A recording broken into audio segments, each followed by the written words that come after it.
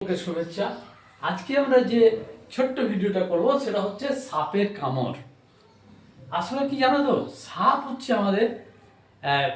আমাদের পরিবেশের মধ্যে খুব সহজেই আশেপাশে থাকে এবং দুরকম প্রকৃতির সাপ আমরা দেখতে পাই।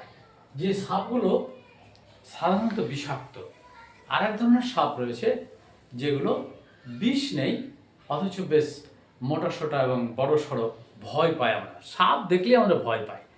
এই ব্যাপারে একটা বিষয় আছে, আমাদের জানতে হবে যে যারা বিষাক্ত সাপ তারা কি ধরনের। দু রকম সাপ পায়, একটা নিউরোটক্সিন আর একটা হচ্ছে হিমোটক্সিন। এই নিউরোটক্সিন যাদের বিষটা আমাদের নার্ভাস সিস্টেমকে বিকল করে দেয়, এবং ব্রেন এবং সুষুম্নাকাণ্ডের উপর কাজ করে, নার্ভাস সিস্টেমের বিভিন্ন পার্টকে একদম অকেজ করে দেয়। এই সাপ নিউরোটক্সিন কোবরা টাইপের সাপ সাধারণত বিষাক্ত সাপ আর অবিষাক্ত সাপের মধ্যে আইডেন্টিফিকেশন করবো কি করে? বিষাক্ত সাপ সাধারণত তার লেজটা হবে মোটা, ফ্রি, এবং তোমার নিচের দিকটা ব্লান্ট হবে।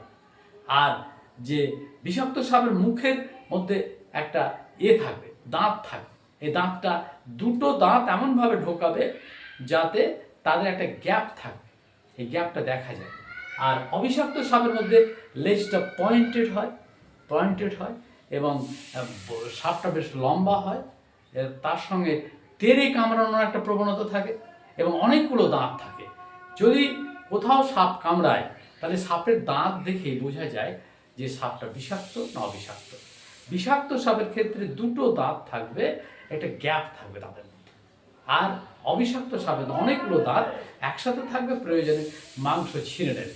যেমন ঢোরা সাপ এই সাপগুলো সাধারণত আমরা দেখি যে জোরে এসে ধরে কামড়ায় এবং ধাওয়া করে কামড়ে নিয়ে তার মাংস পেশিকে ছিঁড়ে নিতে পারে।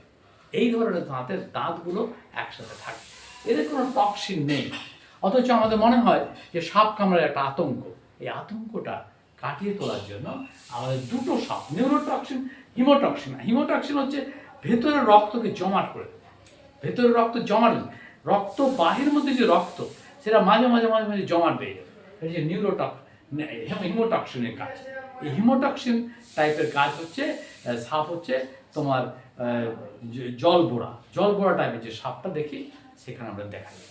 ধন্যবাদ, ভালো থেকো।